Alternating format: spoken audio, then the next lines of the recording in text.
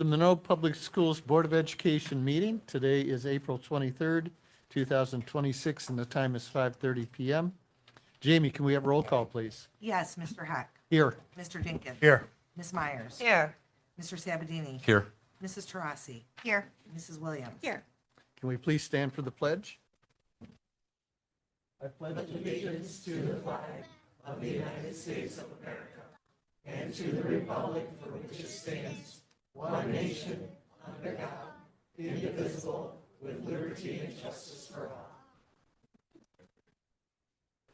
Kids were right along with us. Before we begin, please note that this meeting is being live streamed and recorded. There are 2 cameras in use this evening, one focused on the Board of Education and another one that will be used during public commentary or presentations. By participating in this meeting, you acknowledge you may be captured on video. As a reminder, if you wish to address the Board of Education during the public commentary, fill out one of the forms that's in the back corner on the table with the red cloth and hand it in to Jamie, our administrative assistants. Superintendent Shaw, are there any additions or deletions to the agenda this evening? There is one addition, sir. New business, letter E, attorney-client privilege, release of information. Again, that's new business E, attorney-client privilege, release of information. Can I get a motion to approve the agenda as amended? I make a motion that we accept the agenda as amended. Do I have support? Support. Any discussion? Hearing none. Jamie, can we have roll call, please? Yes, Mr. Jenkins. Yes. Ms. Myers. Yes. Mr. Sabatini. Yes. Mrs. Tarasi. Yes. Mrs. Williams. Yes. Mr. Heck. Yes, and the motion carries. I will turn it over to Superintendent Shaw for his superintendent comments. Well, as you guys just heard a few moments ago, we have some kids in the room and their teachers and parents, so welcome. As part of our annual Earth Day Expo held at Monroe County Community College, area schools had the opportunity to participate in the climate literacy project hosted by the River Raisin Institute. 3 displays were recognized as winners, and 2 of those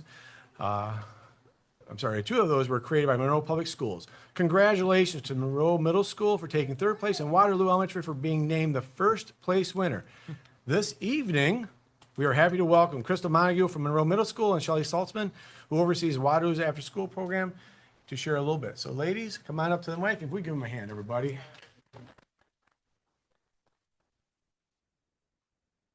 They're going to talk about the turtles. Is the mic on? Yes. Okay. All right. Well, I will try to be quick so we can give it to the littles here. But my name's Crystal Montague. I'm the teacher at middle school, 8th grade science. And I just want to talk a little bit about what the River Raisin Institute partnership is. And it's an educational partnership that they provide us resources, and they make it really easy for busy teachers to participate. It's not always just teachers too. Sometimes it can be any community organization like the Y or churches or anything like that as well. But it does give the kids a chance to use their voice and learn what they can do to help make a difference for the animals are in our environment and that are actually even endangered or local to our species or our state. And let's see. They create these armatures with recycled materials to bring awareness. And sometimes they will actually take, if the schools don't want them, they'll take them and put them out in the community, like at libraries or the hospital or places like that, just to raise awareness about climate literacy and what kids can actually do. Well, she covered most of it, but I had a few extra little notes. So my name is Shelley Saltzman. I run the after-school program both at Hollywood and at Waterloo. And these are some of our students and staff from our Waterloo program, since we were the winning turtle this year, which was exciting. We've been doing this project. I've been with the after-school program for 3 years, and we've been doing it every time since I've been there, but I know they've been doing it maybe 5 or 6 years in total. So they've done a lot of these projects and learned a lot about really cool things. One of the really cool things about this one was that they brought out a live turtle to our schools and to our students. So each of our buildings got to have a chance to learn all about turtles, touch them, learn about all the cool things that they like to eat. Do you remember what they like to eat? What do they like to eat? Do you remember? What? Salad, yes. And I think they like strawberries. Did we learn that? Right? So we learned all about lots of different kinds of turtles. And then when it was time for us to start working on our project, there were 3 parts that they needed to do. They need to create the storyboard. They need to have the armature built out of recycled materials, and then also create a habitat. So it usually takes about 3 months to work on this and divide it up between our groups. We do have 3 classes at each building, so we usually trade it out. But I will say that at Waterloo, Mrs. Allen really stepped forward and took on a lot. She really took on the turtle and the habitat, while our other teachers really handled the rest of the work. So, and our students really got a time to have voice and choice, because they have to decide. It's not teacher led. They have to decide, what are we going to make it out of? What do you want your turtle to look like? What kind of turtle do you want to do? So we learned about all these different kinds of things, from what they eat and how they live, and so it's a big unit that we break into about 3 months of learning, which is really awesome. And in the past, just a little thought of how it was going. I've been here for 3 years, and we have placed every single year. One of our schools have placed somewhere between first, second, and third. So the first year I was here, Hollywood, I think they tied in 3rd place, and we had a bat. We did a bat project that was really cool, because we literally brought in a bat for them to learn. It was really fun. And then in last year, we were at Custer, and they won 2nd place. And this is our owl project. Can you hold it up, Walter? Can you hold it up for them to see? And also, they won, wasn't it 1st place last year? They took the 1st place that year. So we're kind of going back and forth with, was it a snowy owl? Yeah, it was really cool. So we still have our 2nd place. And then obviously this year we took 1st place with our turtle. So I think it was really fun, because the kids came out, you get to vote, you get 1 ticket per person. So as you come around, there were 10 exhibits, I think, 10 people entered.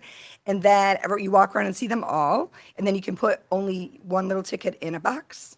And then they count them up, and then they do a live presentation. And Lila was there. And my little guy over there, Trey, was there.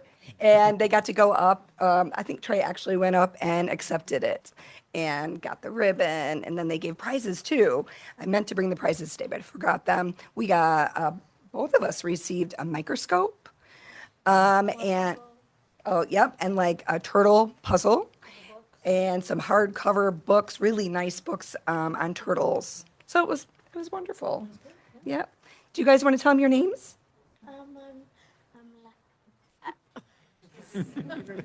I'm Lila. Oh, I didn't know we had that one. Lila, good job. Yeah. Come here. You're up. Want to say your name real quick? Let's just talk right here. I don't think that's one time. Come on over here. My name is Walter. My name is Joel. Okay, ready? My name is Trey. And that's pretty much it. So we do it every year, and Hollywood did really well too. They turned in an amazing project, but there were 10. So, and this year was Waterloo's year. So, oh, Thank I'm you. sorry. Great job, everybody. Do any of the kids want to answer a question? That's what I was going to say. I'm Mrs. Jennings. I'm the site coordinator for the after-school program at Waterloo. And I was going to ask if anybody wanted to answer questions or share anything about it. Did you have some questions? They can share if they would like to share, and then I'll do mine. Okay, can we make this work? So is it just press the button or down here?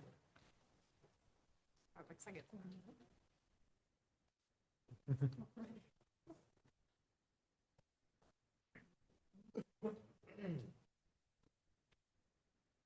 you like to say anything about it? Look that way, honey. I just want to say about it. It reminds me of my kitty, Because last time my kitty was kidnapped, I really missed it. Come on over here, guys. I don't think we can see you. Charles, come on over here. Right in front, right here. Okay, sit down. We had a hard work on the project. We put like a lot of stuff on the. We did put a lot of stuff on top. Trey, do you want to say something? Do you want to tell them how we did it? Okay, turn around so they can see you. My name's Trey. I am the turtle. You love the turtle. Do you want to tell them what we put on it? What's it covered with? Do you know? Yes. What's on there? I don't know. Hello, cats. Very good. Did you want to say anything? No, okay. I think that's the end. Oh, sorry. I worked really hard on the turtle. Yes, you did. We're very proud of you. We're very proud of both programs. You did such a great job. I have a question. What is the owl's name? It has to have a name, We Walter. didn't name her Owl. Really? I don't recall a name. Wow. Owlie, you want to name him Owlie? Okay. Allie's great. Owlie's a good name. You named your owl, though. Wasn't that a really cool name? Yeah, we had a snowy owl last year, so we had to name him Hedwig. So if you were a Harry Nice. Potter fan, you had to vote for us. We need to add the name next year, guys. Maybe that'll help. They have to have names. Yes. So it sounds like you learned a lot about turtles, right? And you were talking about things that they eat, and it made me sit here and wonder, like, do they eat things like Doritos or anything like that? No? You what? Oh, You're just okay. being silly. Okay. So they don't eat things like that, right? They eat good stuff? All right. Thank you.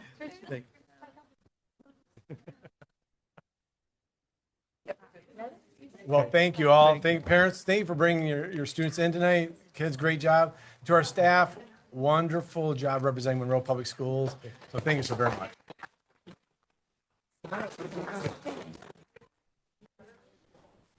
It's our after-school program. Yeah. This one's not. Let's read. The middle school or the Yes. This group, the out of school time. There we go. That's what it's called. It used to be the 21st century grant, but now it's under that. Can we share one more piece that's related? Sure. So since Ashley's in the audience, I wanted to point out that our students at Hamtramck, for the school, got a green award, right? Yes. So it wasn't like you're competing against the others, but you had to meet all these qualifications, but they were also recognized with that event. So wanted to point that out. Thank you very much. That's all I have for first comments, sir. Okay. Public commentary on board items, agenda items only. Brian, do we have any? Sir Heck, we have none at this time. Okay, thank you. Next is board discussion and action items, and we have contracted services, resignations, and tenure reports. Is there any discussion on those agenda items? Hearing none, we'll move on to consent agenda. Are there any items that the board members would like to have moved off the consent agenda and moved to new business?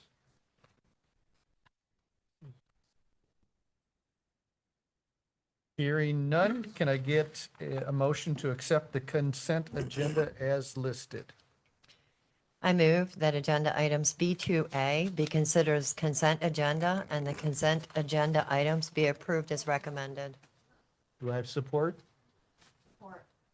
Any discussion on the consent agenda? Hearing none, Jamie, can we have roll call, please? Yes, Ms. Myers. Yes. Mr. Sabatini. Yes. Mr. Rossi. Yes. Mrs. Williams. Yes. Mr. Jenkins. Yes. Mr. Hack. Yes, and the motion carries. Next, we'll move into new business. Before we do, I'll just provide some background and context that the items on our agenda for new business have been discussed in depth at a prior work session and/or addressed in the weekly board briefs. We may move through these fairly quickly, but they've been thoroughly discussed and vetted. And of course, all our work sessions are open to the public and live streamed as well. I'll turn over to Mr. Payne for the Cantrick water replacement and related work. Thank you, President Heck. We're asking the board to approve the bid submitted by Monroe Plumbing and Heating of Monroe, Michigan for domestic water replacement and related work at Cantrick School at a cost not to exceed $474,500, and this project would be funded by the Site Sinking Fund. Very good. Can I get a motion regarding the Cantrick domestic water replacement work? Yes, sir. I move to approve the bid submitted by Monroe Plumbing and Heating in Monroe, Michigan for the domestic water replacement and related work at Cantrick Elementary School at a cost not to exceed $474,500. This project will be funded by the Site Sinking Fund. Do I have support? Support. Discussion? Yeah, I got just one question, Dave. This is 100% from the sinking fund? Yes. Nothing's coming out of the general fund? 100%. Fair enough. Question, Dave, when's this work scheduled? Probably pretty soon, right after school's out. Okay, so it'd be a summer project? Yes, definitely a summer project. Okay, and finish through the summer? Yep. Okay, thank you. I have the same question I always have. So is this, I know we discussed if this is something that was already included in the budget expenditures for Site Sinking Fund. It's not an addition. Yep, right? this was a level one that was on their top priority list that we had on the list to do, yeah. For a little while, Yep. right? Okay, thank you. Any other discussion or questions? Hearing none, Jamie, can we have roll call, please? Yes. Mrs. Rossi, Yes. Mrs. Williams, Yes. Mr. Jenkins, Yes. Ms. Myers, Yes. Mr. Heck. Yes, and the motion carries. MHS concrete walk replacement. Mr. Payne. Thank you. We're asking the board to approve the bid submitted by Pizzo Development Group of Wyandotte, Michigan for concrete walk replacement at the B Wing of Monroe High School, and this cost would not exceed $39,800, and this would also be funded by the Site Sinking Fund.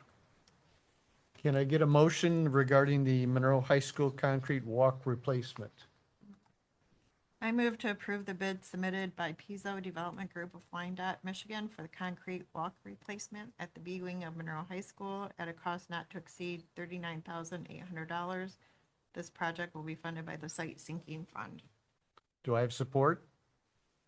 Support. Questions or discussion? This has been discussed a few times, right? This one was, in full disclosure, this was added about a year and a half ago, or pretty much last year as the last season, it was getting pretty bad. So it went from being on the list to being a safety item. I thought I remember this being Yep. an item. And this is from B-Wing out to the parking lot? Yep, just that approach, all the cement concrete between the asphalt and the entrance. Okay. You know my question, Dave. 100% from the sinking 100, fund? yes, Fair sir. enough. Yep. Any further discussion or questions? Hearing none, Jamie, can we have roll call, please? Yes, Mrs. Rossi, Yes. Mrs. Williams, Yes. Mr. Jenkins. Yes. Ms. Myers. Yes. Mr. Sabatini, Yes. Mr. Heck. Yes, and the motion carries. HMH and Literacy 6-8 ELA curriculum adoption. Mr. Malatzy. Thank you, Mr. Shaw. We ask the board to approve a 3-year contract for HMH Indo Literature program at a cost not to exceed $210,119.64 to be funded through the general fund curriculum budget. Can I get a motion regarding the HMH literacy ELA curriculum for 6 through 8? Yeah. I'll make a motion that we move to approve a 3-year contract for the HMH Info Literature program at a cost not to exceed $210,119.64 to be funded through the general fund curriculum budget. Do I have support? Support. Discussion, questions? So obviously, we need to pick up a reading program. One of the things when we did HMH for the, what was it, K through 5 was the original one. The cost was like 700 and some thousand, we understand that. And I noticed on the last billing in January that there were 2 purchases for HMH materials. One was $89,000 and one was $27,000. So are we to expect that the same thing is going to happen, that I'm not sure like what that was for, like why the addition of that when we just bought the program, like, I can address that. thank you. Those were additional supplementary materials that were purchased with 35M and 35N grant funds. And the larger purchase was approved by the board and it was presented by Mrs. Wiley some time ago. It was just recently paid for, yes, in February. Okay. So in that regard, is this what we can anticipate through 6 through 8? I mean, I don't know how it works, but are we getting, like, what are the costs that we're going to incur on a regular basis with this program? These were additional supplementary materials that we would not have purchased if we did not have the grant funding to do so. So I would anticipate that this cost would be what we would need at this time. If we have grant funds to expand for additional materials, then we would certainly take into consideration at this time. But, or at that time, but as of right now, the cost listed here is what we would anticipate to pay. Yeah, so when I look at it and I go, okay, there's going to be more materials that are going to be needed because a lot of these are they use and that's a one-time thing. So if there's not grant monies, it would have to come out of the general fund because they have to have these materials, is my understanding.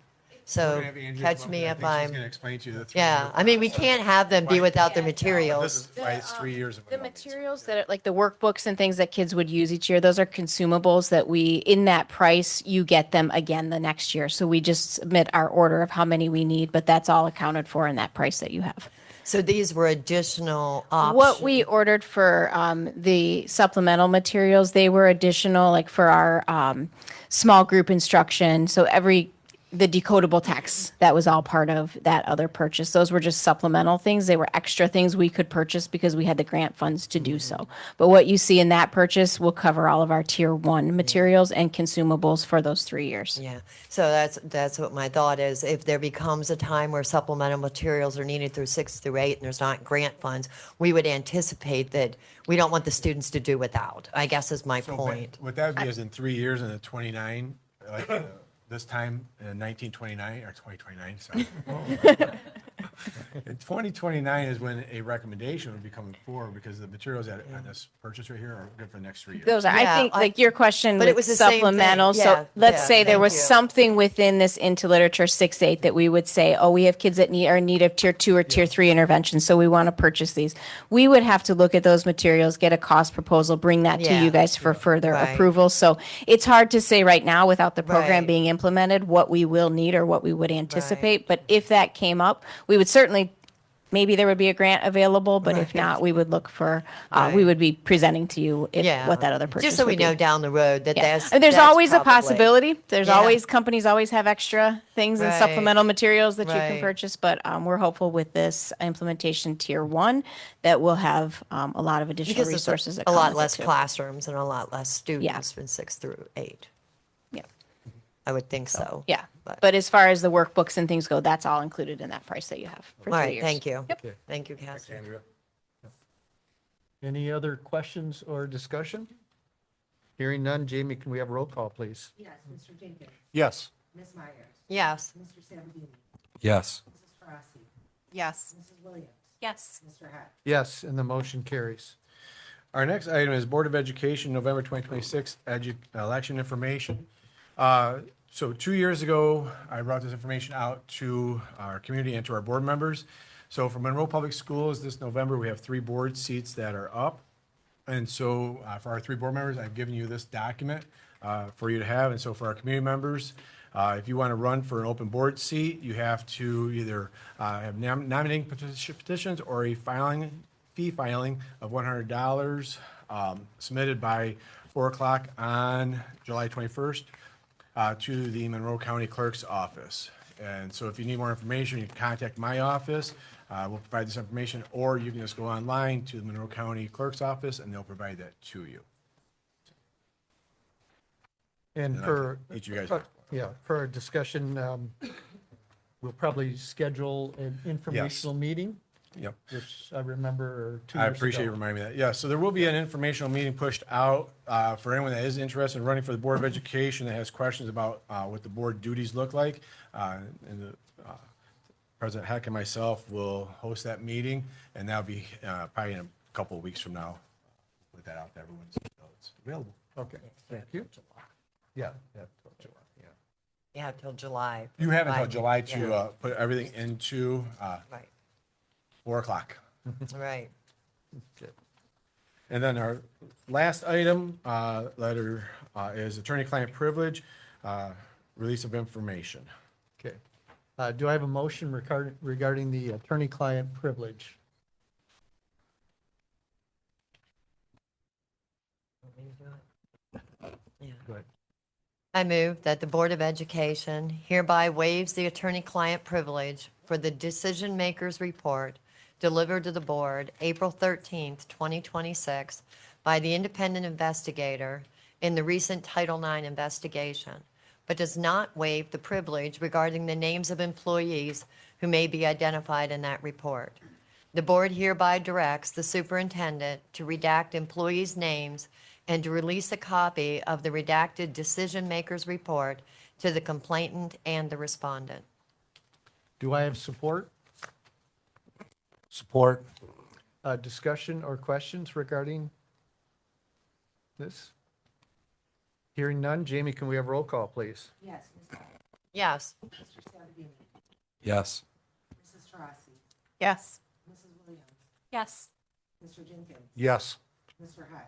Yes, and the motion carries. Next, we will move into old business, and I'll turn over to Superintendent Shaw. All right, so state fiscal monitoring, we had our meeting on yesterday, so Mrs. Shook. Yes, we discussed the proposed reductions that we're considering for the 2026-2027 school year, and nothing that we've disclosed to them is anything more than what has been discussed with the board. We also let them know about the updated S&P Global rating downgrade from an A to an A minus. We discussed the slight enrollment change with the spring count, an overview of potential staffing changes for the 2026-27 school year, that I've got no budgetary assumption changes for the fiscal year that we're currently in. We discussed that our consolidated application was approved which is for our Title I, II, III, and IV grants. And then we discussed that we do not have any future debt planned at this time. We are anticipating having to participate in the state aid note program through the Municipal Finance Authority. And we brought up again that we do anticipate closing on the installment purchase agreement for the additional buses that the board approved in June for that July delivery date for most of them. And then we discussed the submissions I had sent through for the financial assistance program, which hopefully will help offset some smaller expenditures, but we won't hear for a bit yet. They're due on the 30th, and then it takes some time to review everything. Cassie, can you explain for everybody the edification, what the loss of the global rating moving from A to A minus really means to us? At this time, it does not change anything with our existing bonds that have already been issued. It would come into play if we were to refinance those existing bonds or issue new bonds, then the interest that we would pay would be based on that rating. Estimate of what that looks like? Not at this time, because we aren't exploring a bond issuance at any time Thank you. currently. Cassie, how frequently do they reevaluate that bond rating? The standard practice is every 3 years, which this was a normal call, but they did say with the downgrade that we should anticipate a call probably on an annual basis. Yeah, so if we go through with the budget that we're planning right now, increase our fund balance, potentially they could bring us back up. They could. It's far easier to go down than it is to go back up. Okay. However, they do want to see a long range. And as with the state, they have metrics that they look at, and they want to see that long range fiscal stability. So this would be a step in that direction, yes. Yeah, okay, thank you. That's when you mentioned the long-range fiscal, so when we have the budget discussion, it needs to include the long-term plan, not just a short-term 1 year based on what you just said. They want to see stability for the last, because they look, and I apologize that I misspoke a little bit. They look backwards, so they want to see current and the last several years that they look at, they want to see stable metrics. So, and if you have a plan going forward, sometimes that can impact it, sometimes it doesn't. It depends on the analyst and the committee at that time. They don't want a plan that you're continuing to spend fund balance because that would not look very Correct. good. Yeah. Correct. The other thing is, I thought we were already in the paid note program. Isn't that something that we discussed like a while back? Isn't that what we did did? issue a private state aid note in October. Okay. And then this program, it runs every spring, so we missed the opportunity last year. This is the state program where you typically get a better interest rate, and they'll just deduct it off of your state aid versus us we're still paying either way, but. So what would, and I know this becomes a convoluted discussion on where money and how money, but Andy already knows what I'm asking, so we'll let you answer. No, keep your question going. I'm not going to guess tonight. Yeah, so when we look at the paid note program, we're not taking out a loan, or we're Correct. not transferring loan money. So maybe again, educate us on the paid note program. So a state aid note program is you're essentially borrowing against your anticipated state aid. So you're getting that money in advance of when it would be dispersed to you, because a school district has cash flow ebbs and flows based on our state aid is received over 11 months. The month that we don't get state aid is in September when school is beginning, and then our property taxes don't start coming in until December. So there's times of the beginning part of the school year is when we need some additional funds to get things running. So that's a common practice for schools. But it wasn't a common practice for us. It was in the past, except for the last A few several years years. ago, except for the last couple of years. Yeah, so that would be something you would anticipate not being able to have to use, but we have the availability as long as it's there, right? I would anticipate this year we would need to do the cash flow borrowing. Our fund balance isn't sufficient to bridge that gap. So based on the numbers that we're looking at right now and the projected budget, would that anticipate that we would not need to do that, or that's too far out? So budget is revenues and expenditures, state aid note is cash flow. Those are two separate things. But with our current fund balance, which is your cash reserve, we don't have sufficient fund balance at this time to not be able to borrow, which is the reason we didn't have to borrow for several years, is because we had an increase in our fund balance from the COVID funding. But now that's declined, and we don't have enough fund balance to not be able to borrow. I think you've explained that probably about 4 times. That's okay. But thank you for continuing to explain it, It's- because sometimes Yep. that stuff just starts going in, but thank you for that. Just the interest rate, if we borrow that money, is that based at all on our bond rating? No, because this program is based on the state's rating. Okay.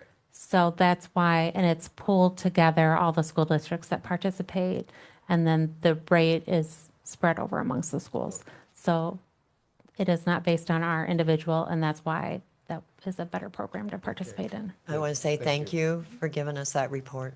No Much problem. appreciated. No problem. All right, so our next item is SEL Trails. And so tonight we have Darren Poach from Raisinville. I know that he did Brian, you were in his classroom here a week ago, I believe it was, or about 2 weeks ago. And so we've invited Darren in, and so he has a computer is all his. I'm going to just kind of close my mouth and let him take the All right. All yours, sir. You send those around the world. I'll be relevant to the conversation.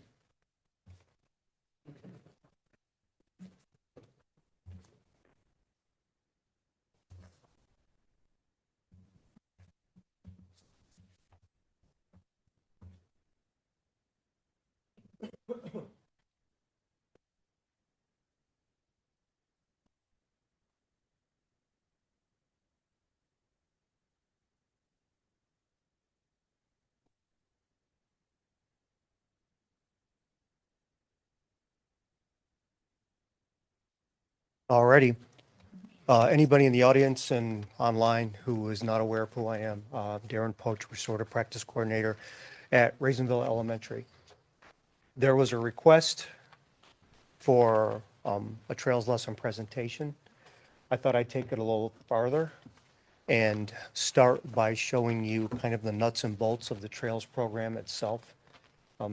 You guys can't access the program unless you go through the training.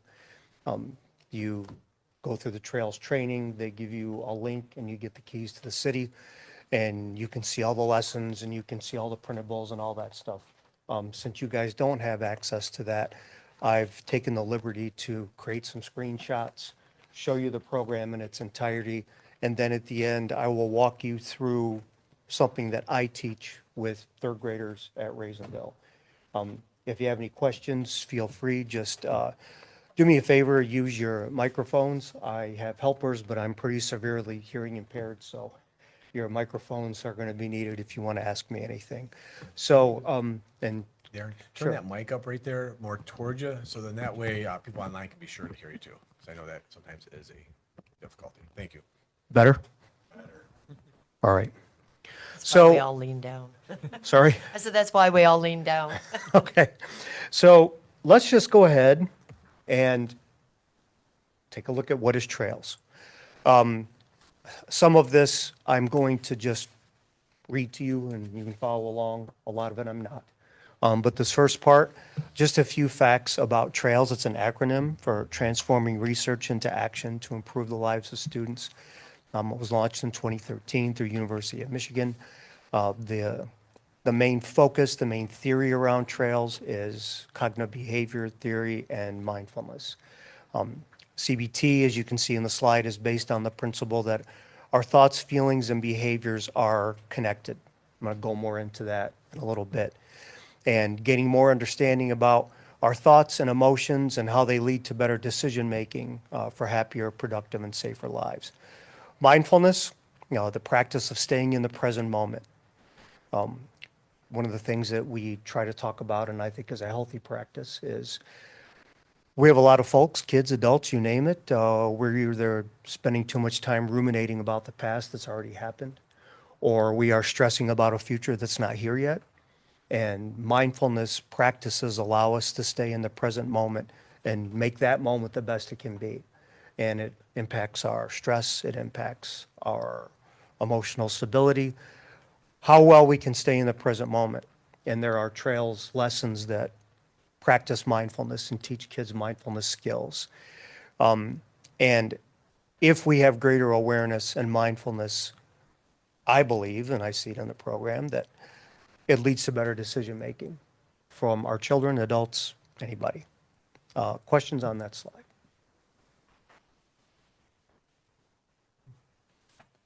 So let's start with the cognitive behavior therapy, which we call the think, feel, do model.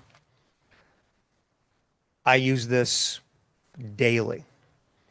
The CBT model helps kids understand that they go through this cycle, and you go through it too. They go through this cycle dozens of times a day. We enter into a situation and we have a thought about it. So let's just say when the severe weather came through.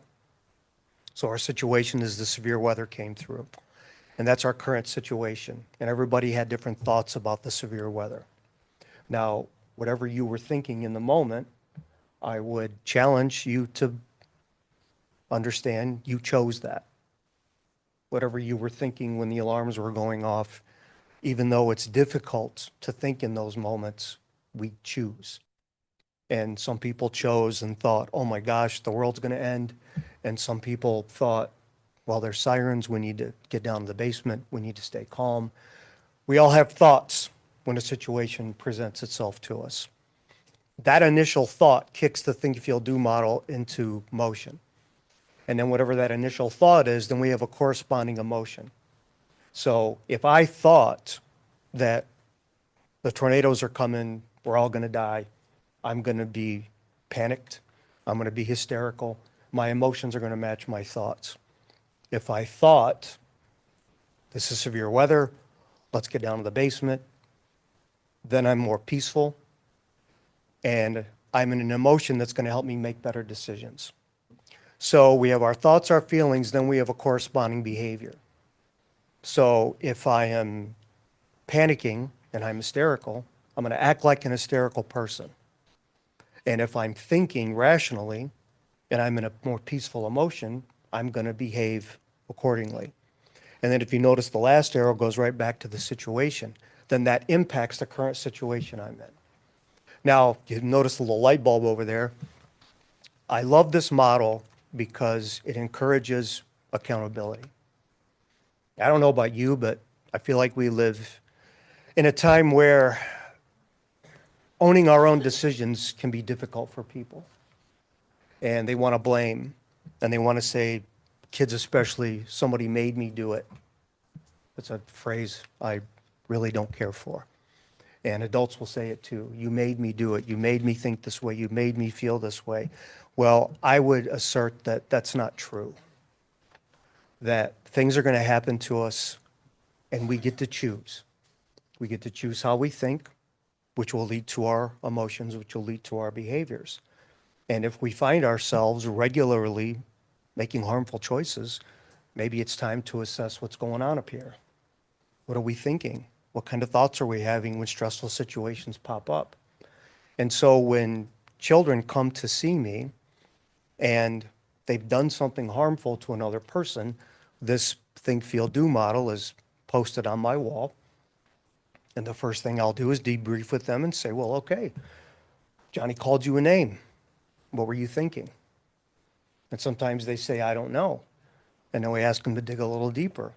And then we can debrief with kids and help them understand that when you're in these situations, what you think first means everything, because then it's going to lead to your emotions and your behavior, and we have to be accountable for that.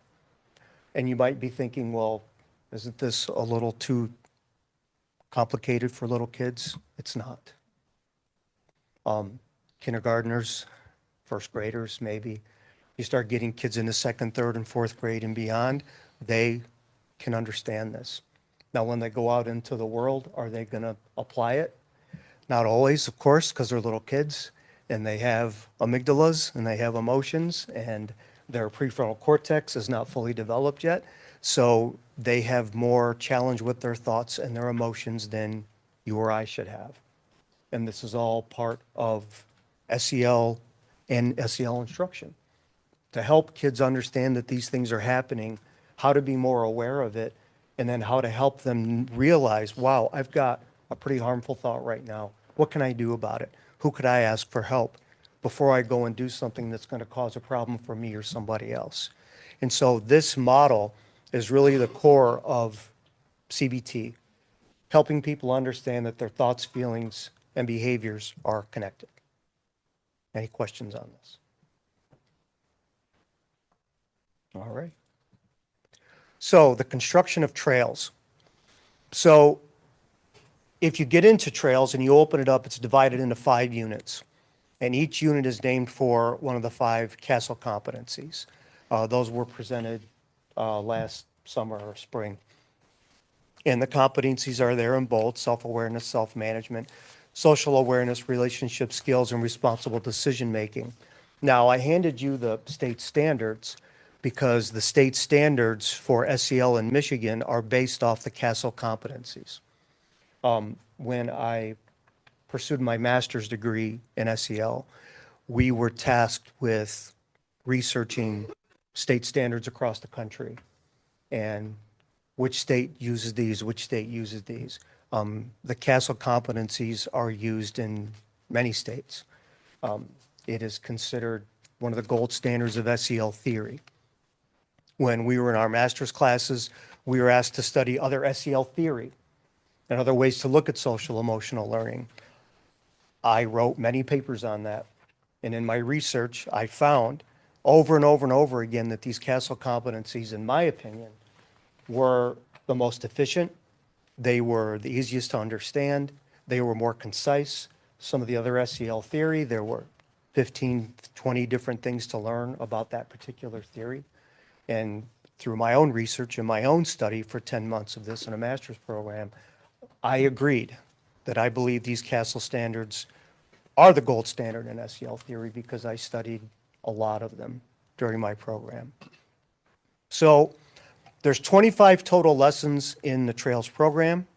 5 of them are review, so there's really 20 new pieces of information to give to kids. And of course, as mentioned earlier, as you're going to see, Trails aligns, I won't say perfectly, but Trails aligns really well with the Michigan State standards. And it seems to me that if we're going to be teaching any program to our children, it should align with the state standards and not the state standards of somewhere else. Any questions on this? So, before we move on, I like to do the same thing you do. I like to learn more. I'll move my microphone closer. So when I looked this up and I looked at the state standards, they're essentially, they're not mandated. They're not something you're required to do. They're just, it's what Michigan education has adopted as a way to do it if you choose to do it. Am I misunderstanding that? No, they're not mandatory. Yeah, okay. If they're options and their choices of, Yes. of what, yeah. So I saw on there, and they had a Children Matter, You Matter, Learn. Is that part of what you're going, does that have anything to do with this? No. It was an outreach plan, and it was in there about SEL, and I saw it, and it was kind of a big project. I didn't know. That does not sound familiar to me. Okay, it was on Could the you say website. what that is again? It was called Children Matter, You Matter, Learn. And it was SEL, and it was an outreach plan that was listed on the Michigan Department of Education plan. And I just didn't know if that was something that I've never come across that, yeah. so I can't speak to it. Yeah, I find what the button tells me I find. So I looked up this document. It's really like a 61-page document. Yes, it so is. I did not read it all, and I did not download It's all right. it all. But I didn't print it all for you. yeah. So do you use the DESA system as part of the screenings and assessments? That does not sound familiar. It was DESSA, and it was on the website. I was just curious as to. That does not sound familiar. Okay. Because these were the 3 things that were on there, those 2, and then this one. Okay. Nope, that does not sound familiar. Okay. I might be incorrect, but I believe one of the programs that Vicki Loveland uses with her split kids who have a group at the high school, it's called I Matter, You Matter. So that might be part of that. Okay. Yeah. For older kids, it sounds like. Yeah. Okay. And you said If it's I, for high school? if I had to guess, total speculation, that maybe they were putting some suggestions for programs that meet the standards, and maybe that was Yeah, an optional program. I think the I don't same know. thing. I think that they were all choices and options that they had put together, and Right. the document you provided was one of them, and then those 2 were the one. I didn't dig deep. I just kind of went there. Sure. Like I said, 61 pages. I wasn't reading it, but. Sure. Okay, thank you. All right. So let's kind of get into the actual Trails units. And if you were to actually open up the Trails website, here's some things that you would see. So the first thing you notice is that the Trails program is divided into grade bands. And if you'll notice, the unit titles are the same. Each unit is named for one of the CASEL 5 competencies. And a teacher, first they open up Trails and then they choose a grade band. So depending on what grade you choose, you open up a band, and then that band has more age-appropriate content for whatever that unit is. So Unit 1 is self-awareness, but if you open up K2 and you look at the lessons, which you're going to see the lessons are all the same too, the content is grade appropriate for that particular lesson. And so the first thing a teacher does is open up a grade band. So for me, I use the K2 grade bands and I use the 3-5 grade bands.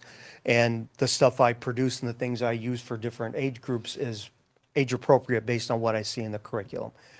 Some of the stuff, as you're going to see in here, I pull right off the website and use right off the program, the handouts, the literature. Some of the stuff I make on my own. I like to have what's called an artifact.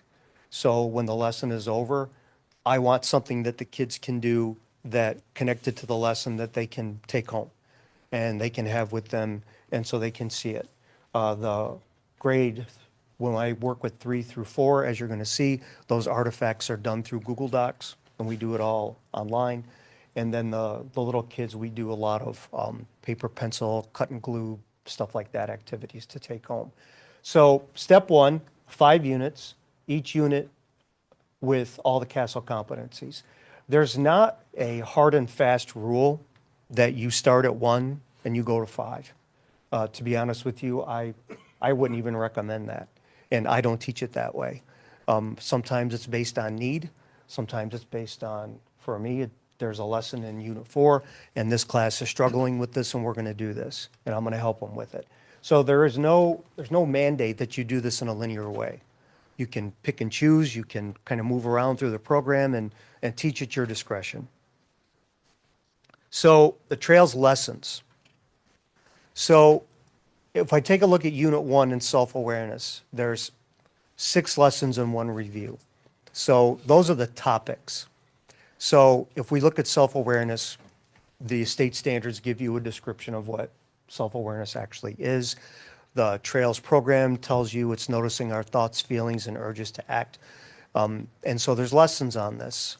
Lesson 1 is an introduction to what social emotional learning is. There's a lesson on mindfulness. Lesson 3 for me is probably one of the most important lessons in the program because it introduces that think, feel, do model to kids. And you start having that dialogue with them about how thoughts, feelings, and behaviors are connected. That's something I do with kids every grade level, every September. And if you got it in 2nd grade, you're going to get it in 3rd grade. And if you got it in 3rd grade, you're going to get it in 4th grade. Because this is really one of the centerpieces that we refer to help kids make better decisions. And so, as we all know, kids and human beings don't pick things up and master it the first time. So there's a lot of scaffolding in this program. And so kids will hear concepts more than once over the course of a unit. Lesson 4 is on emotions and emotional literacy. Lesson 5 is about helping kids understand their thoughts. And lesson 6, drilling down a little bit more into helping kids understand the impact of unhelpful thoughts and the way they think and how that impacts their own mental health and their own mental wellness. Any questions on this one? I'm the question person, so I don't know if you got that yet. I'm the question one. So each of these lessons take about how long to complete?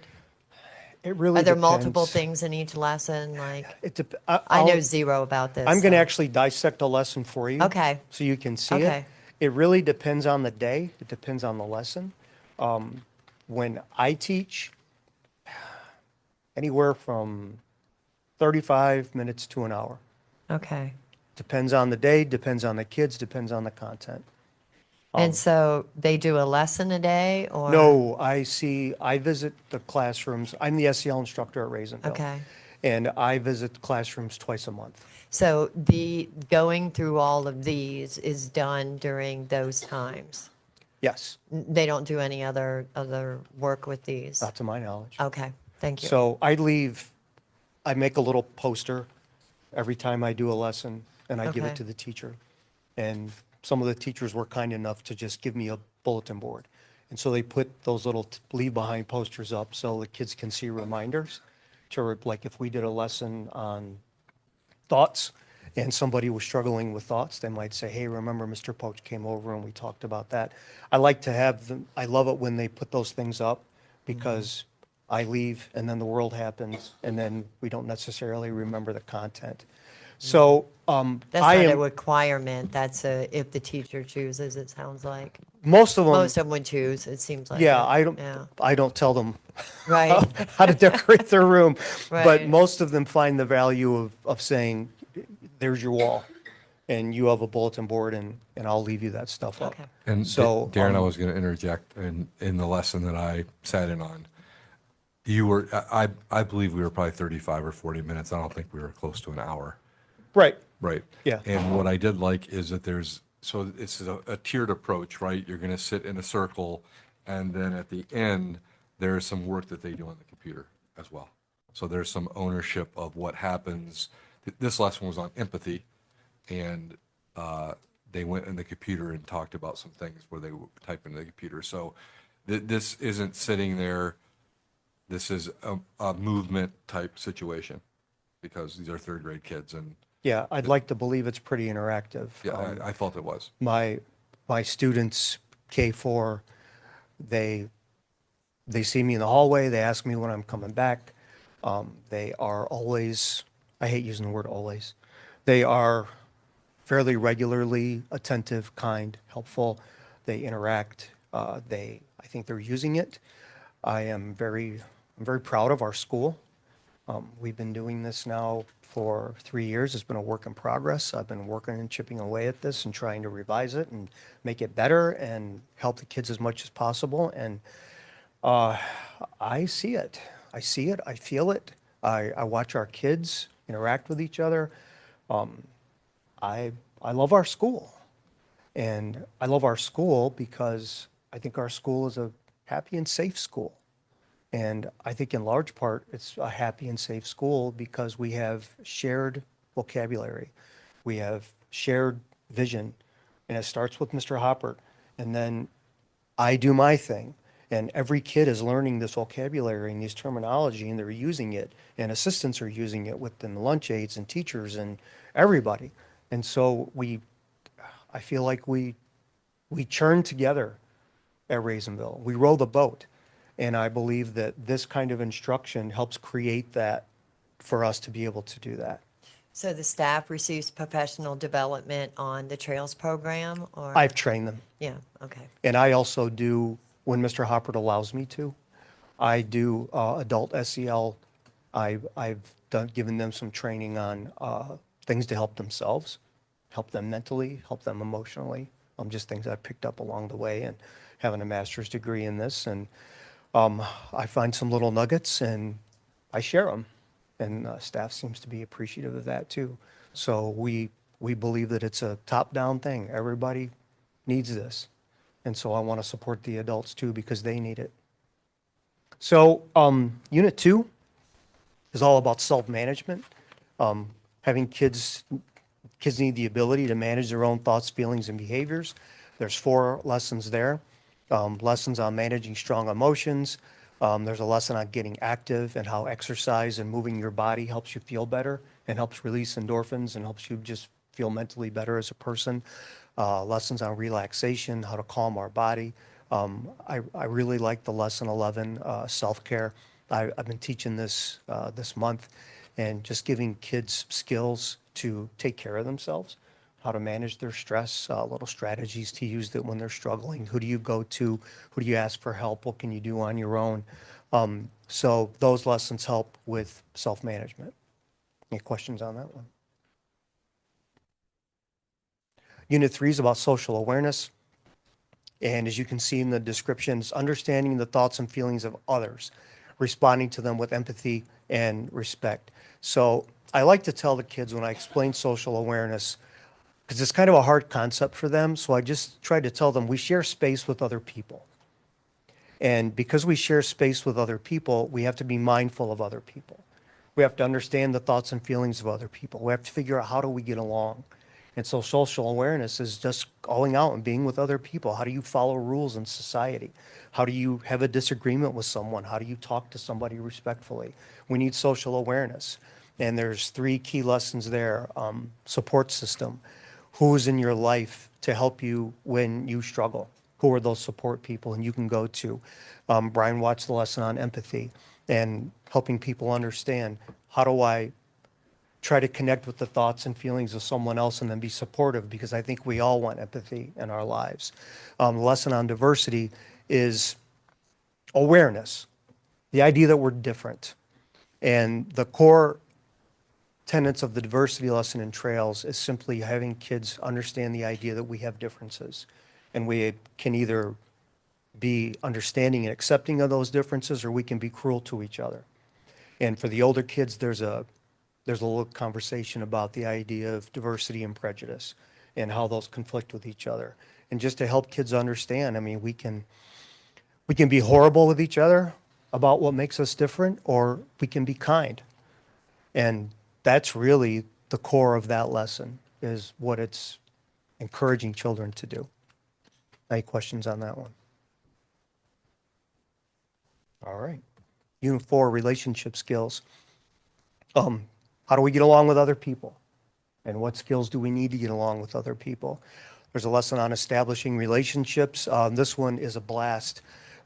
We teach kids how to meet each other, teach kids how to shake hands, teach kids how to look somebody in the eye and introduce yourself and say, this is me.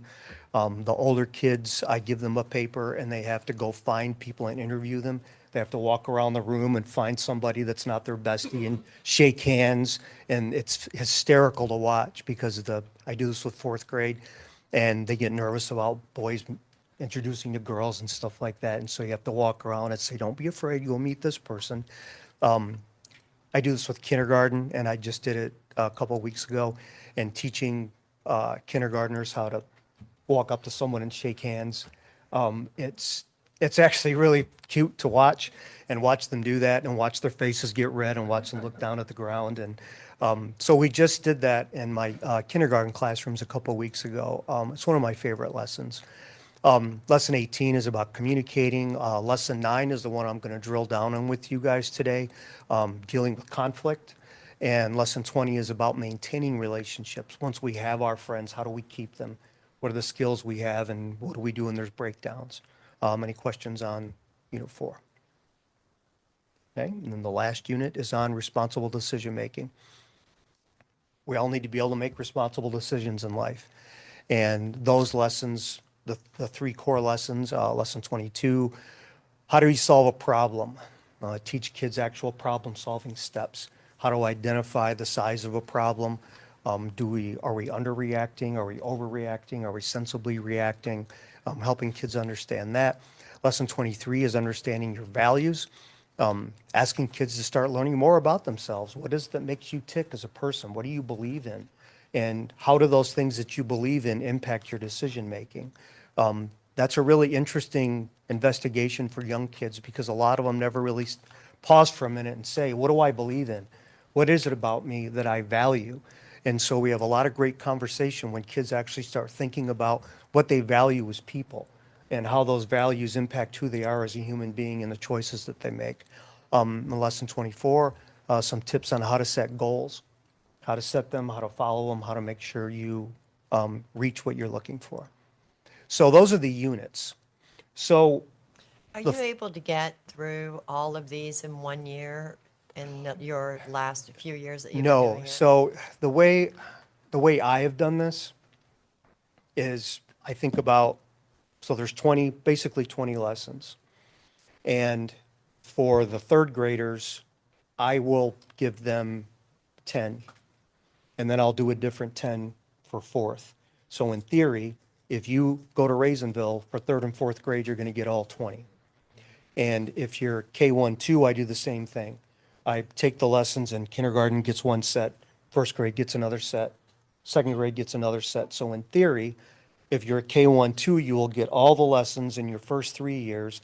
And then as a third and fourth grader, you will get those lessons again, but the content will be more age appropriate. So I spread it out. Because I did the mental math and No, I it went, doesn't match. so yeah, so, Right. okay, thank you. So, and again, like this is, since Trails started, this has been my, this has been my life.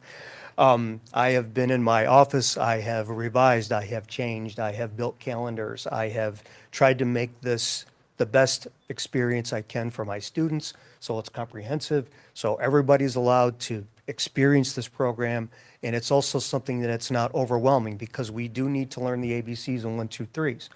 And this, in my opinion, helps kids be in a headspace to be able to do that. Because, I mean, if somebody was in here yelling and screaming and throwing furniture, we wouldn't be able to learn very well, would we? And so this is, for me, the tentative SEL, to allow kids to be in a headspace where they can be in their classrooms and learn. So what do the other schools do that don't have a U? That's a great question. Brian and I discussed this a little bit. So if you'll bear with me, this whole thing for me came out of COVID. So before COVID, there were only 4 restorative practice coordinators.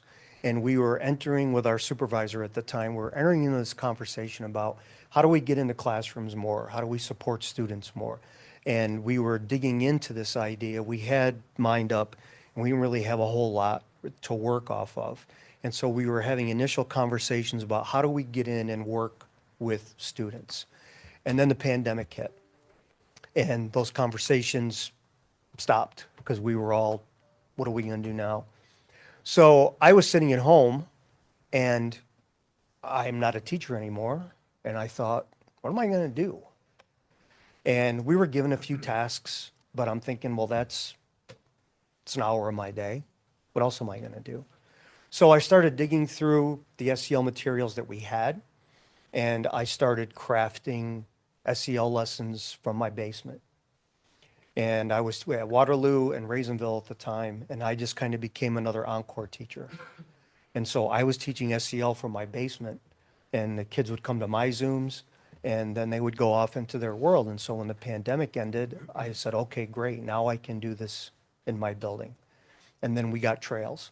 And then from there, I was like, yes, now I really have something I can work off of. I have a really good framework.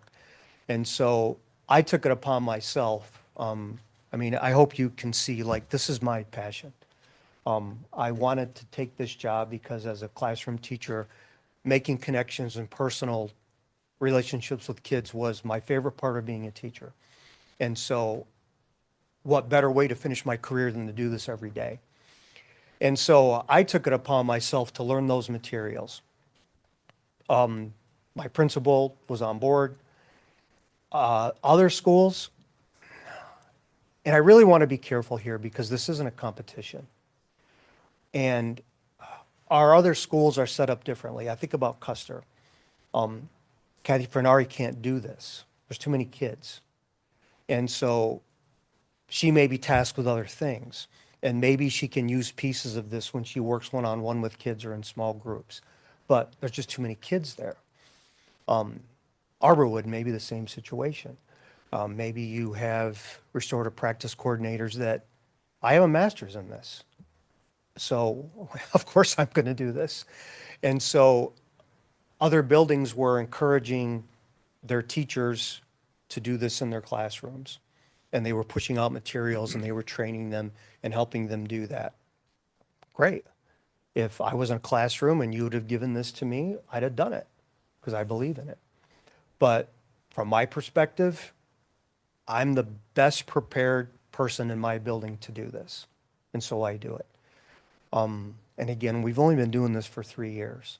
And so finding our feet. At the end of my master's program, I surveyed the district on where they are in SEL and who does what. And then Mr. Hopper allowed me to do a couple field trips and go visit some schools and talk to their support people about SEL. And I got a lot of different stories. I mean, every building has different needs and is structured differently. So is everyone doing this? No. But are they doing it in some way? Yes. But I'm at Raisonville, and this is what I'm working on and building. I know that's a long answer. No, but thank you for answering. So if we take a look at a lesson structure, this is from the website. This is lesson 19, dealing with conflict. So if you open up a lesson in Trails, the first thing you see is there's a lesson agenda and then there's a Google slide deck. It shows you the 3 objectives of what the lesson hopes to teach.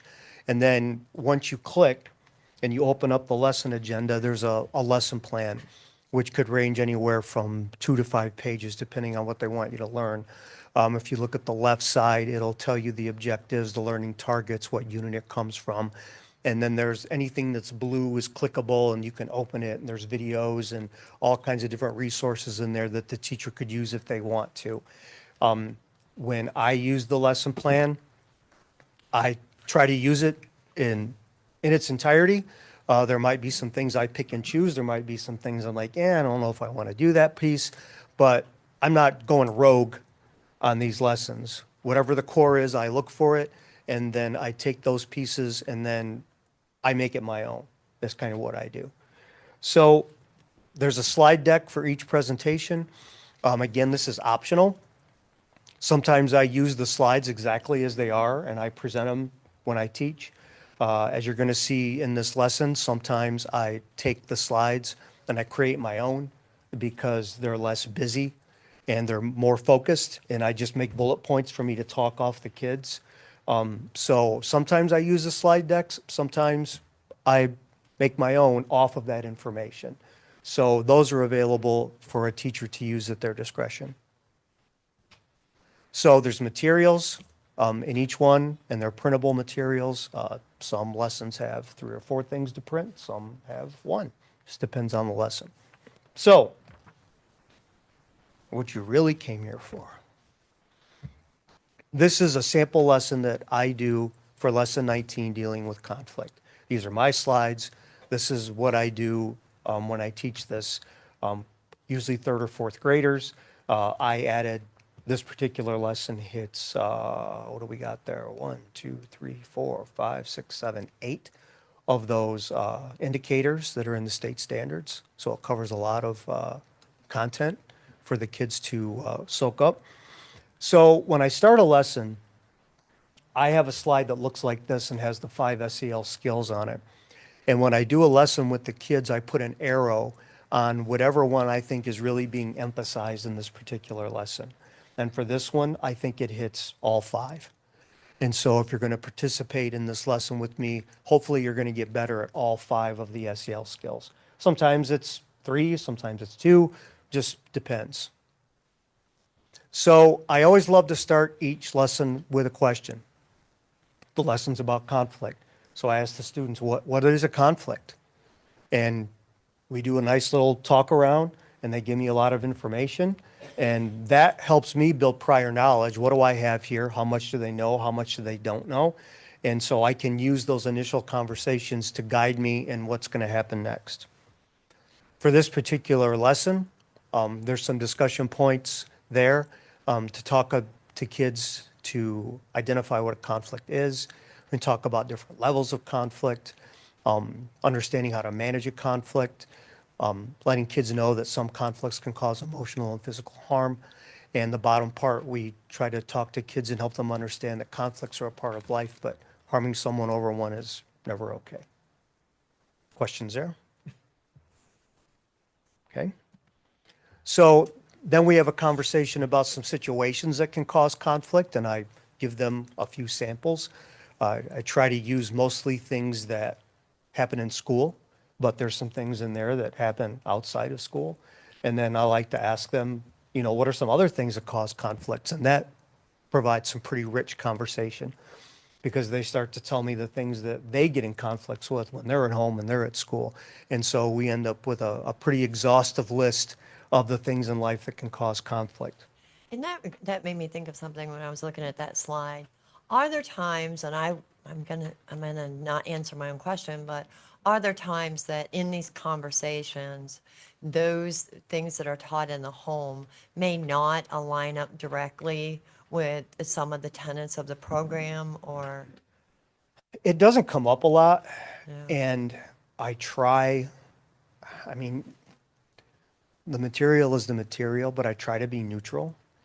I don't think it makes sense for me to teach empathy and then not give kids a platform.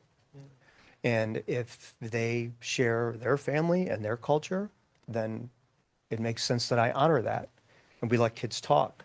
And if there are disagreements, we manage them. But how silly would it be for me to teach empathy and diversity and then shut somebody down because they decide they want to share something that might be contrary to what's on a slide? Yeah, I'm sorry, I wasn't suggesting. I didn't think you yeah. were. Yeah, I was just thinking you can see in life how there's different ways that people view and see things. And maybe the way that they manage things in their families may be a little different than the model for which you're using. Yeah, but for and I me, was that's just the wondering. sauce of life, Yeah, is that we need to have those conversations.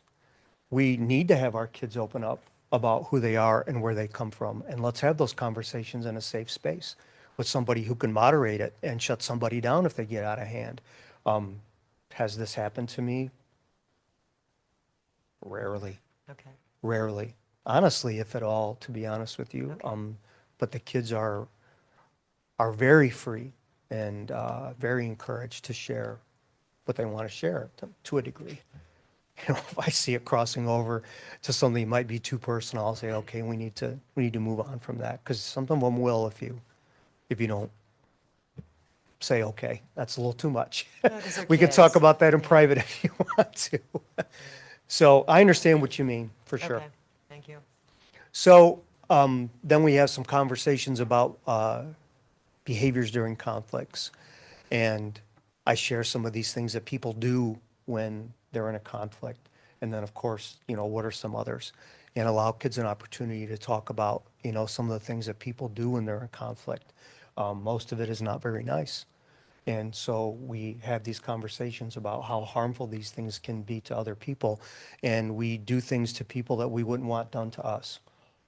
That's a very common theme in a lot of the things I share with children is that, there's a very simple test in life. If I wouldn't want this done to me, I shouldn't do it to somebody else. And we talk about that regularly in these lessons when we talk about choices and decision making. So the handout for this particular lesson and the leave behind with the teacher, we present some options for what to do when a conflict happens. And so this particular handout has 6 options. And I talk the kids through those 6 options.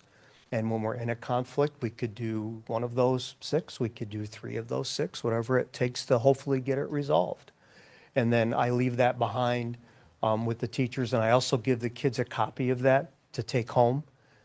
Maybe they can use it with their brothers and sisters, who knows? But everybody gets a copy of one of those, and then it's on display in the classroom to go back to it if we need it. Again, I'm the question person. Do the kids then identify color zones that they're in throughout the day? Oh, yeah. I've heard it, and Oh, so yeah. I didn't understand it. So I'm assuming this is what they're referring to when they refer to a color. Yeah, it's It would really, be one of these, right? it's a really helpful way to just help kids understand if I'm in the green zone, I'm at peace.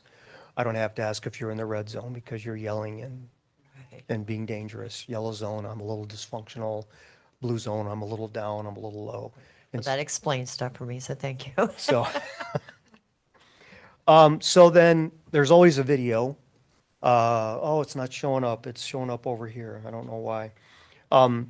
There's a book that goes with this, and I wish I could show the screen. I don't know why it's not doing that. There's a children's book I share the kids called Nerdy Birdie Tweets. And a lot of times the program will give you a book as a reference, and a lot of times I won't see one, so I'll go online.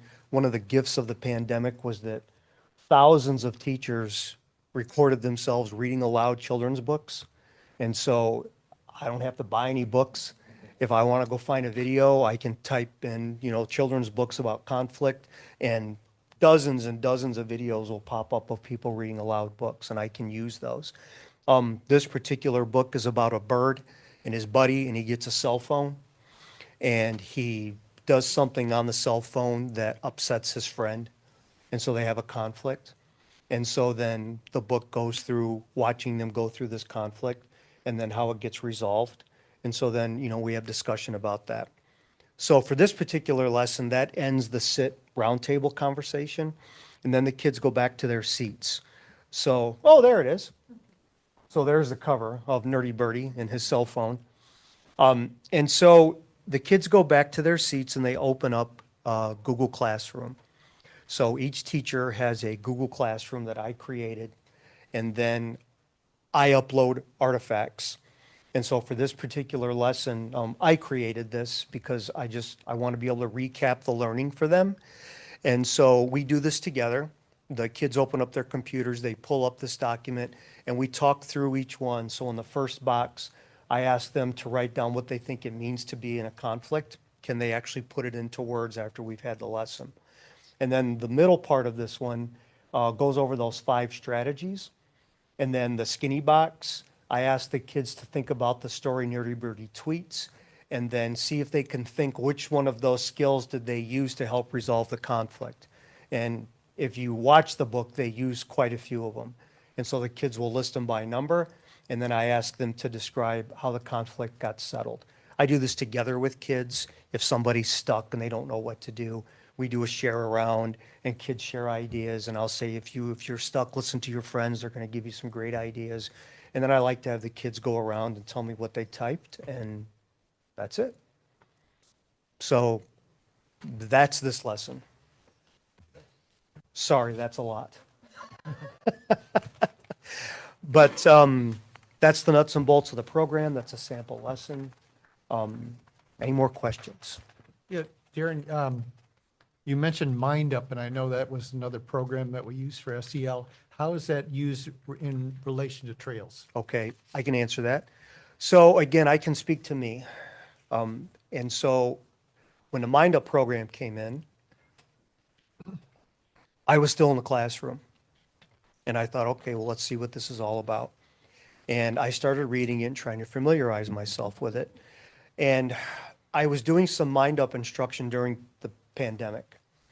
For me, the real value of the Mind Up program is the core lesson talks about brain science, and it introduces kids to the limbic system, the amygdala, the prefrontal cortex, and their hippocampus for their memory center.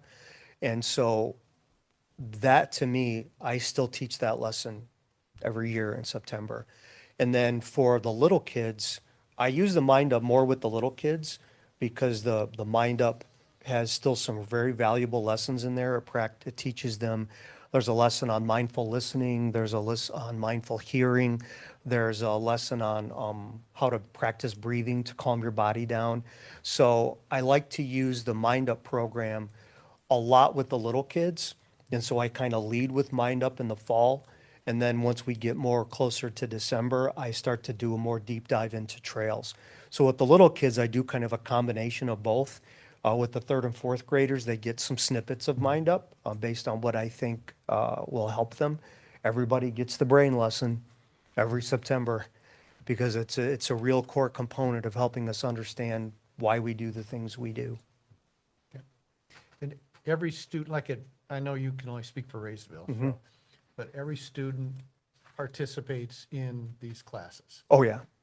I'm in every room twice a month, every month. So thank you very much for coming in tonight. Wonderful lesson. My pleasure.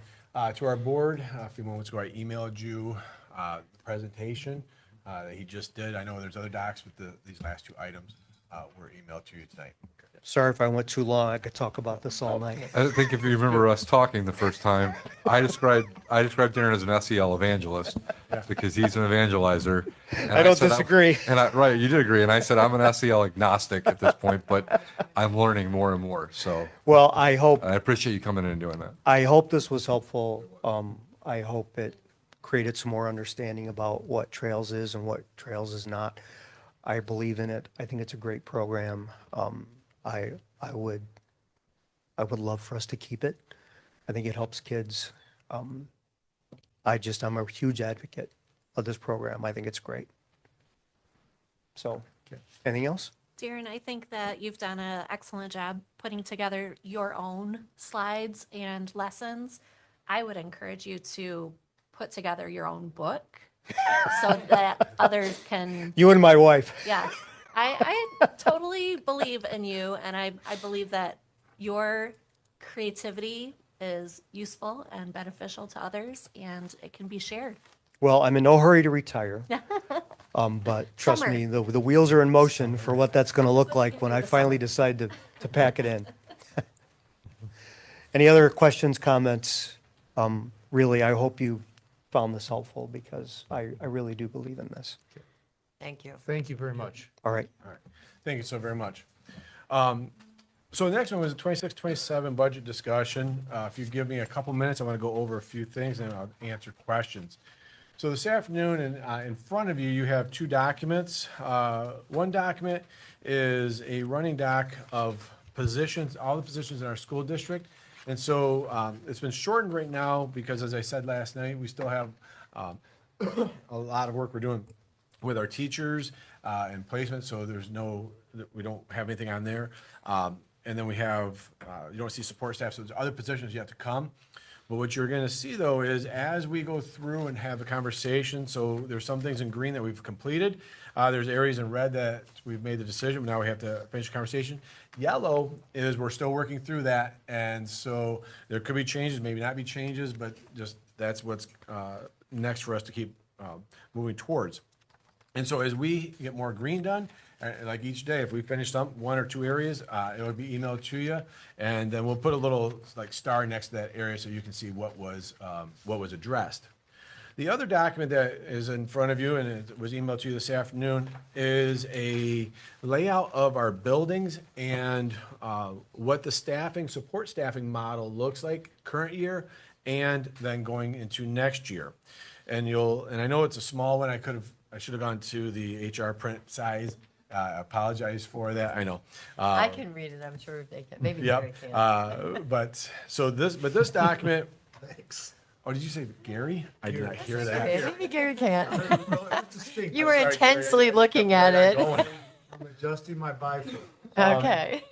And so this document is for you to have right now. But what we wanted to show you is in each building, there's everyone that is a non-teacher supports students. And so what this document shows is changes that we need to make. And so at the end, though, we show you a ratio of staffing to students and what that begins and how that begins to shift. And so each building is still supported academically, because remember that was always is foremost. Our number one is increased student achievement. And so how do we support student achievement? How we support students behaviorally and emotionally. And so that is outlined in here. What you're going to see if you go is that there were some positions that shifted. Most everything on that first document you saw had reduction. Some that a position grew. And that position may have grown simply because it's a grant-funded position. We adjusted staffing to flow there. In that very first document is both general fund savings and grants. And the reason it's both is you're still going to have shifts to make it so that Which this document? very first one. Oh, your stats. Yep. That very first one is your key one. Okay. There's no dollar amounts on. I'm going to get, right, you're not going to have dollar amounts next to those at this point, because I want to have firm Yep. numbers for you. Got it. And so, but those shifts are about making sure we support our students. And so the last part, and this is, again, as our academy, we get things finished, you're going to be receiving documents. So I couldn't make it look really pretty today, but it will be in your hands tomorrow when there's some other people in my group that make it look a lot better. But for this building here, and when I say this building, I'm not talking about our tech area, but the upper part of this building, we are reducing this building by 6 positions in total, or that is equivalent of $572,000. And on that first document we showed you about a month ago, our goal was $350,000 to $450,000 in savings for this building. That's in staffing. The only other thing that we haven't dug into, and that's when Cassie and I will sit down, we'll go through, is what are the other areas that we will be already reducing in. For example, many of you are not taking paper. I mean, tonight was the first time we've printed some documents. So we've already allocated, what's that printing cost? What are other areas that we're going to reduce inside of this building?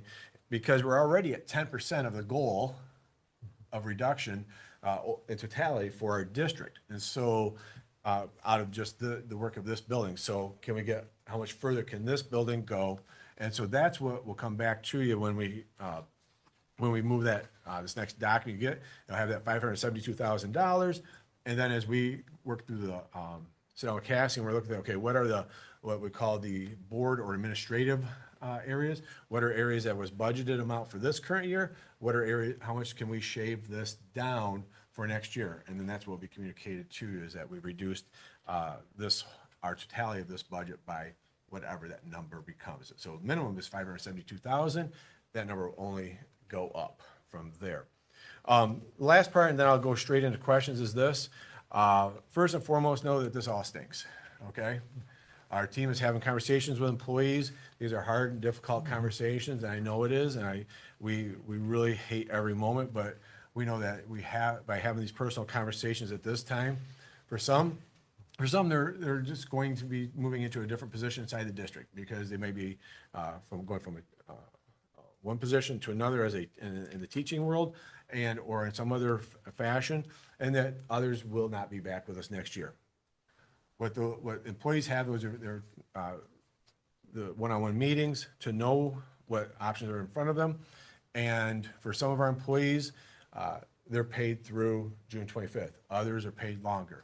So what our employees have then is if you're a June 25th pay, if that was to be their last day, they really have 2 months at this time to either look at what other options might be here at Monroe Public or other options for them.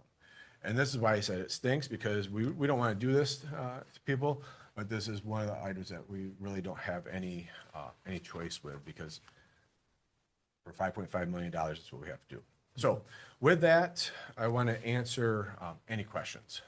Oh, if you have questions on that very first document, items in green, we can talk about all night long because we've had all the conversations here. We'll gladly talk about that. So following the green for administration, we have 2 reductions. So yes, what you have is you have one that's inside this building, and then we had another administrator that retired also. And so what you'll have then is, and that was a communication went out last week, to where the buildings now, we have one reduction, and that is at the high school as an AP. So that, and the savings was 572,000? No. This building here. Yeah. So we reduced in this building we reduced an administrator in this building, and then we also had other support staff that assisted at the district level through the buildings, and that was 6 staff members. That's where it wasn't adding up. Yep. No, that's. Okay, we have a little question. Yes, ma'am. So in that conversation that you just had, Yep. didn't one move from high school to middle school? So you're saying in addition to that change? So what happened? Because- Yep. So I'll. You ready to track this out? Okay, go. There we go. So Laura Lamder is retiring at the end of this year, and so she was a Cantrick middle principal. And so our current middle school principal went to Cantrick. Our current AP that is sitting right up there, hi ma'am, is moved up as the principal at the middle school. We took a AP from the high school to the middle school, and we're not going to replace Bryant Weems. He was in 9th grade? No, Mr. Weems was juniors, I believe. 10 or 11, depending on the year. There we go. And so his position is the one that's not being replaced. But when you look at the cost savings, it is in the principal's salary, because we didn't function replace that person. Okay. Okay, thank you for that. Yep. Can I go to the, I'm going to jump back to that one, but Yeah. something stuck out to me on this one. It's got the little green, this one. Yep. Okay. So now on that one, I'm not going to be able to go too far because we still are having conversations with people there. Yeah, I'm looking at the staff to student ratios. Yes, ma'am. And I'm looking at this year's and next year's. Yep. And except for one category, the staff to student ratios in some places jumped considerably. So what does that look like when you have So what we really try to do is if you go over to the far right, that tells you that by that building how much of a staff that they've reduced by. So that might help. but you would think that the staff to student ratio Which go down. would go down, but you're decreasing staff and it's going up. Right. So the Because there's less, I'm sorry, not to interrupt, because there's less staff to the same number of students. So your ratio goes up. There's more students per staff member because you're reducing the number of. That was basic staff. math. Okay. My That's okay. apologies. That's okay. So this is actually the students per staff. Oh, I'm sorry. Yes, yes, not the staff per student. Students, per right. So staff. I'm sorry. Yes. Let me back up. Remember that one of the things we said a while ago is that Okay. our teachers, these are direct instruction. What this reflects is the people that are supporting the education in the building. So what we start to think about is And we had to come up with a mechanism that was equitable amongst the buildings, right? So we started looking at that, if we took the total number of students per building and divided by that number of staff, that can help us get to an equitable number. So for example, especially in our 5-6 building and our 7-8 building, they're identical in size of students, so their staffing model should be also very similar in the support staff side. So can we include teacher to student ratio? So that When we get to that point, what I'm saying is, Yep. you're giving me staff, was Yep. extremely important, because there's supports around it. Yep. But it's also important to know, because we talked about what that ratio was. So when you talk to us when you share with before is when it comes to, yes, class sizes and as such, okay? And so that's why we're still working through, because there's people moving into positions. Understood. Because there are some openings. And so, but you will have that number there, for example, kindergarten, class sizes, so forth, right on down the line. Okay. And even if it remains fluid, can we start having a baseline sooner rather than later? And the areas that we get figured out. So what I mean by that is, I know we have some more hard numbers today. So as soon as we know, I think, Brian, what you're asking for is, we can give you the number of staff there. The hard part is be able to give you a hard savings because of whom is being replaced and what the new person's amounts are. So that's the hard part that we have to take a moment to. But what you're asking for is, for example, number of kindergarten teachers this year, number of kindergarten teachers next year. And we can look at that by building too. Yep, right after. And if I'm hearing Mr. Sabatini correctly, I think the ask is when we provide that teacher information, that we also provide the class size by grade level, so they can compare from this year to Yes. next year. I think it even needs to be different than that. I'm sorry. Yep. Nope, I just wanted to make sure I was picking up what you were laying I down. can remember when we went through the Waterloo and the 5-6, you had that information in a pretty good chart. Yep. So in that conversation, I'm understanding, as I've sat here for a while, that the staffing per building at teachers is different than the staffing per classroom. And because of what we talked about before, is you may have 35 students, which you can't put in a classroom, so you have to divide that up. But it throws off the ratios. So there's only so many classrooms in the building. If you could do per classroom, I think that would be more beneficial rather than this is it for the whole building. Because, that will tell you where we're at with the levels. Because I know you talk about equitable distribution, and I think that would be important there. I think what's going to be more helpful for you, what would be more helpful is like, for example, current year, Custer has, I don't know for a fact, okay, this is like hypothetical, has 6 kindergarten classrooms and the average classroom is 20, okay? Next year, Custer has 5 elementary kindergarten classrooms and the average is 18, okay, or whatever that number is based on the number of kindergartners that will be at Custer. That's what we'll be able to provide. So that will give you, instead of a ratio, that will tell you, okay, I have this many sections of kindergarten in this building. We have, for example, in that model right there, we have 150 kindergartners. How many kindergarten teachers do we have? And so that's what you're going to see. So it'll be very similar to it, so that we compare current year to next year. And each of those classrooms should have almost the same. Oh, they do. Yeah, no, we don't. No, that's. Inside of you're- building. I'm yeah, guessing so. No, but well, no. Just thought I'd throw that one out there. So one second, just gonna have a little fun. Hey, Kelly, how would that go over if we put 22 kids in one kindergarten classroom and 12 in another? I don't think they'd be very happy. Okay, so, no. So it is, That used to You happen. said that very I believe that. eloquently. Donna will tell you, that used to happen. no, we keep them very, very, very fair. You guys have something? Do you have something? Yeah. No, I talked to Andy before the meeting about some of this stuff. Oh, okay. So he answered all my questions already. Oh, okay. So I did. So if I'm going to go. So when we talked about some of these positions that weren't before, that became, because ESSER funding created a lot of opportunity, and now that money's gone. So I'm assuming when the deans had a position, it was a valued position, or else it wouldn't have been there. So what's going on there? So the deans, what we did here was, deans are a straight general fund cost.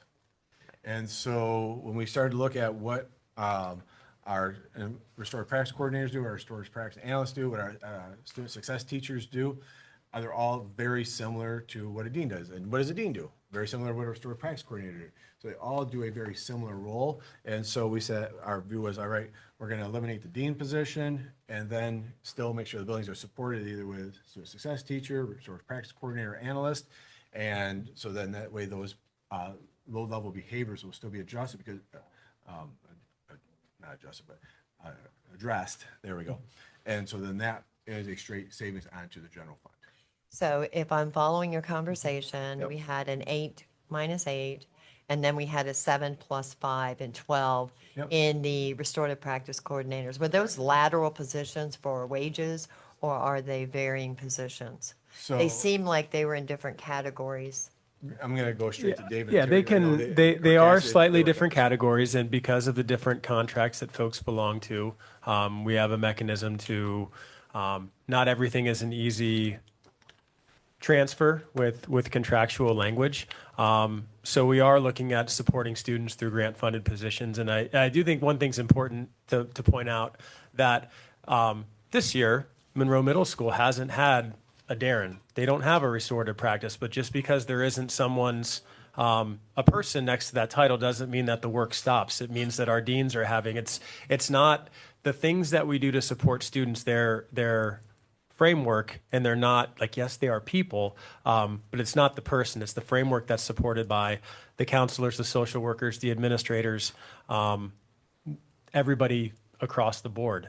So I guess when you look at the sheet and you're thinking about, well, how can we go from this many to this many, the work doesn't stop. We're not cutting out a philosophy. We're not setting aside a framework or a set of beliefs that we have or something that Monroe Public does really well. That work carries on. We just have a challenge with balancing the budget right now. So, Did I answer your no, question? No, but I that's don't okay. ever do Thank that. you for That's your, okay. thank you for your dialogue.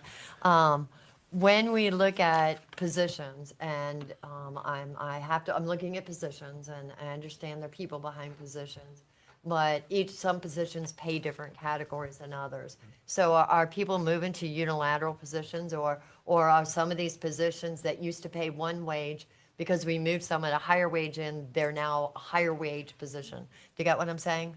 Yes and Yeah. yes and no. Yes and go ahead, Cass. So, if I may, when we were looking at that position, well, it's really restorative practice analyst and restorative practice coordinator, which do similar duties, but some are certified teachers and some are not. The certified teacher positions will still continue to follow the teacher's contract. So anyone that is remaining in those positions would remain in their same lane and step that they're entitled to. The restorative practice analyst positions are based on a different salary schedule, and they're exempt because they don't hold a teaching certificate, so they can't be a member of the teachers agreement. So, go ahead.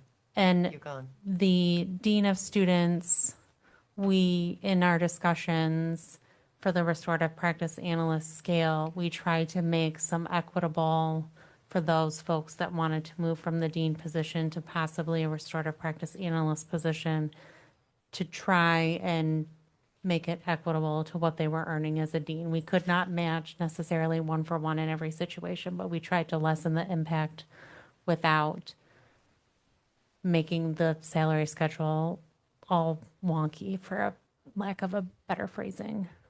So Is that fair? let me see if I caught this in my terms. So we could have people in positions that are doing the same jobs that are getting different pay because they came from one category to another. Not anymore. We've corrected some of the. So you raised. We have provided a more equitable staffing model for our certified or non-certified folks compared with our certified teachers Okay, let's doing say it similar straight out. jobs. Say it straight out, because I'm not. If I can. I get it's equitable. Yep. Got that. So we tried to model the new restorative practice analyst salary schedule off of the teacher's salary schedule agreement so that they are being paid equitably, but not identical. they're not, some may not have gotten, some may have, because of the years of service in the district, may get a little bit more. Others may get a little less, but we're using the same model for all. So when they move from one position to the next, there's not really a change in finances, there's just a change in positions in some of these. Some, there will be a change in finances, or they may make less. Okay. I'm just trying to understand how people can do the same job and be paid differently, like, I have an issue. I don't have an issue. Not anymore, though. That's Going not forward, anymore. we've addressed that. You fixed that. So I have a question about I'm the, understanding how you're fixing it, though, and I don't know if I agree with that. the question about the Trojan Academy facilitator. So we had 0 and now we have 1. Explain to me what, So what that's on the, that other sheet that we're working through still. oh, okay. So I'm asking about something I shouldn't be asking about. Okay, So we're still, that one's one of our areas that's still. okay. Currently, the Trojan Academy program is still considered a pilot. And that's going to be something that's coming forth for consideration. I next saw month. that. Yeah. Yep, okay.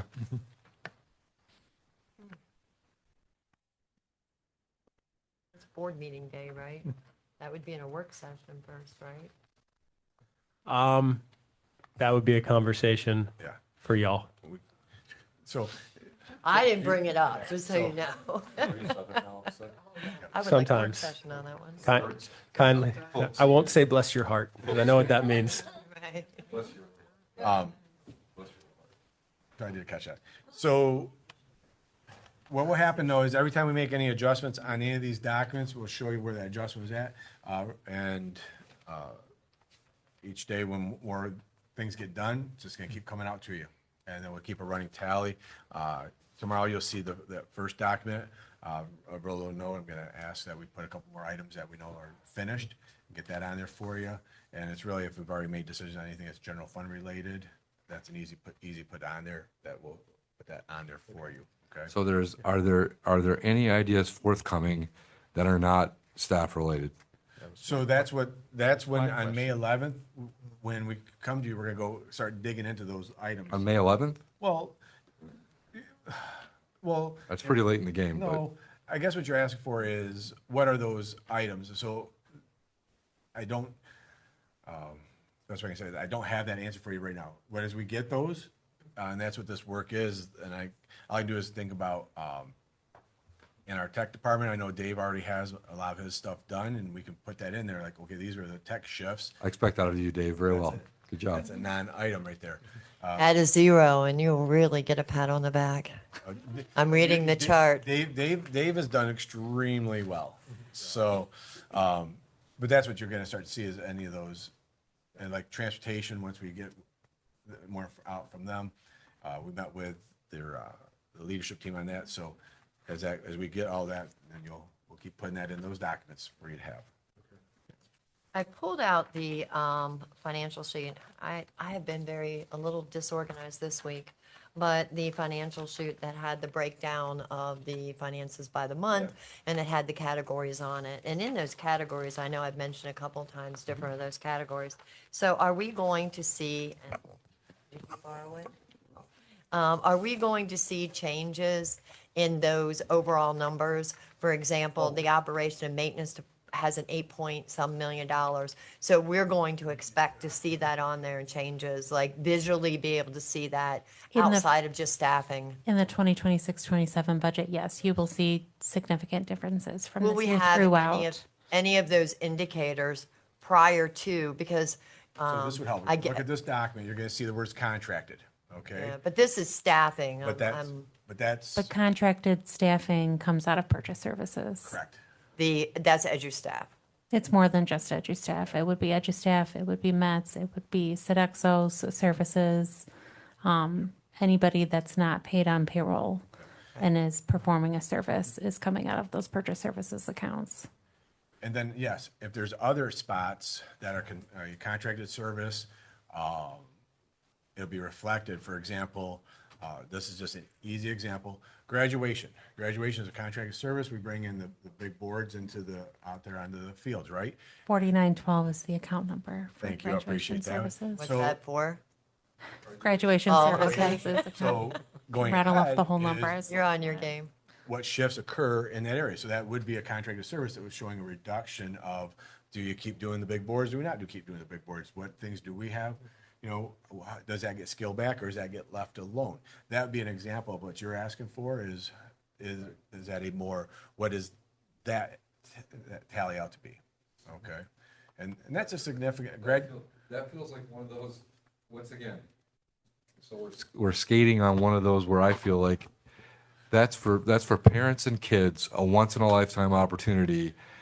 I'm less interested in cutting from that particular area than other areas. So that's what I'm asking for. Can we start having these things so we can have conversations about them? Because I believe it's in our purview to have some of these conversations about them. We will do our best to put together what we can right here, and if we need, to schedule something ahead. Remember when we talked about that May 12th, 11th, 12th, what was that? What's that day? That Monday? 11th. 11th is the Monday. I keep going back on that one.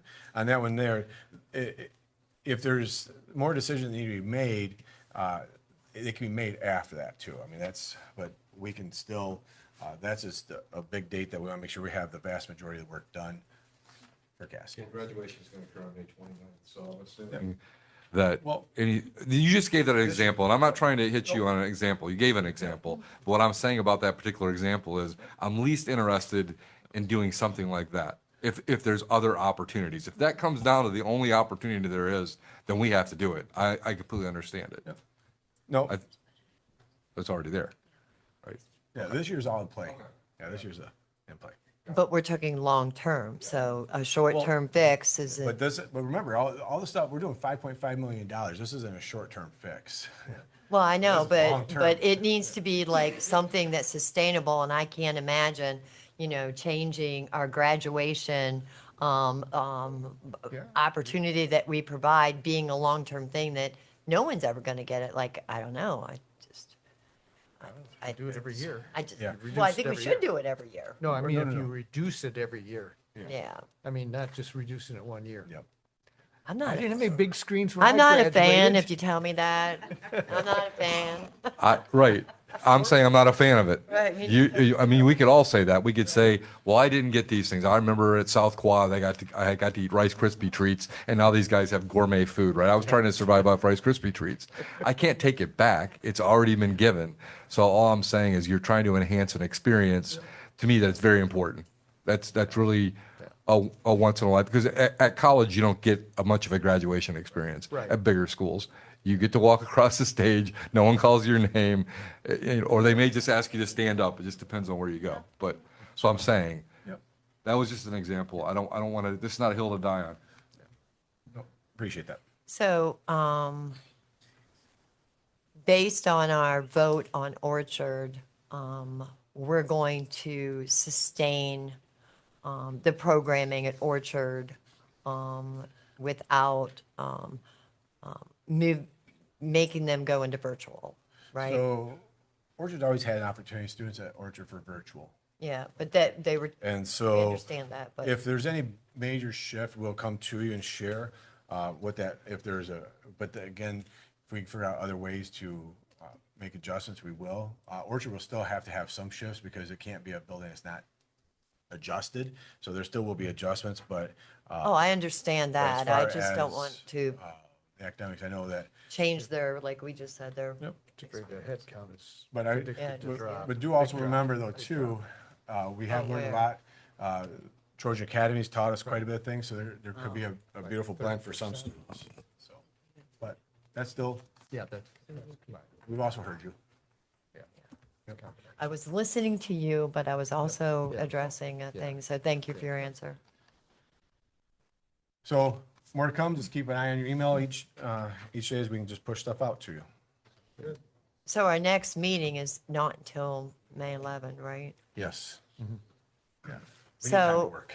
I know, but when we get the stuff in the emails, that's 2 weeks from now. I don't know. No, we're Well, trying every single No, day. I to get meant stuff our done. next meeting is 2 weeks from now. So, in the essence of everything that we have going on, I'm wondering if it would be beneficial to people look at their calendars and have budgetary update in between so that we're not waiting 2 weeks. And I don't know if anybody is interested in that, but it's something I want to throw out there. So today is Tuesday. We're talking 2 weeks from yesterday. Next week is, I'll just kind of go over this right now for you. So next Tuesday is May 5th. That's Monroe Middle School Info Night. The 6th is, we have a half day, but it's also the day for Young Entrepreneur Showcase. The 7th is that's Thursday, staff celebration. So next week has, every night has something except for. No, but this has been months. Like this is like been a 3-month process. So We started this. and once we got yeah, that we're budget just done. down to the end. So I just threw it out there to see if any other board members would be interested in that. If you're going to be putting stuff out in board briefs, then it may behoove us to have those conversations on any of that information before the final, we're being told, at the very next meeting. I would encourage the board members, as they get this information, if you have questions, email it to Andy so we can get the answers in the board briefs. Well, then, then you're having discussion that's outside of- Right, of right, open meetings. Right. Conversation. right, because then that's a flow across this deliberative body. It's just information. It's not decision-making. Okay. It's no different than the questions you get answered today. But here I can hear his answer, I can hear Right. your answer, and they can hear the answer and the questions that we're asking. There is some value in making sure that questions come across the body Yeah. politic, because that Carrie's viewpoint might be different from mine, and it might spur it. I'm not saying that we have to do whatever we can do communication-wise. I understand the schedule is the schedule, but I think I'm saying I'm willing to try to work on my schedule. You're giving me the schedule for the school. I also have a personal schedule as well. So I'm saying I'm willing to look at my personal schedule and say, is there any areas that there are days where I can say, like, for example, Monday, May 4th. Monday, May 4th is open for me. And you didn't say anything about Monday, May 4th. So is there a possibility, because either that or I suggest we bring our sleeping bags and we can be here on May 11th until 1, 2, 3 a.m. and work on it. I don't care. But one way or the other, I see the value of trying to add a meeting before the 11th. All right, we can put something on the calendar for next Monday night. Yeah, the 4th. The 4th. May 4th? Monday, May 4th? So right now, 5:30, start throwing out some times for us. You don't want to bring it up? I will. The only thing on the agenda is the budget? Yes, Right. please. Okay.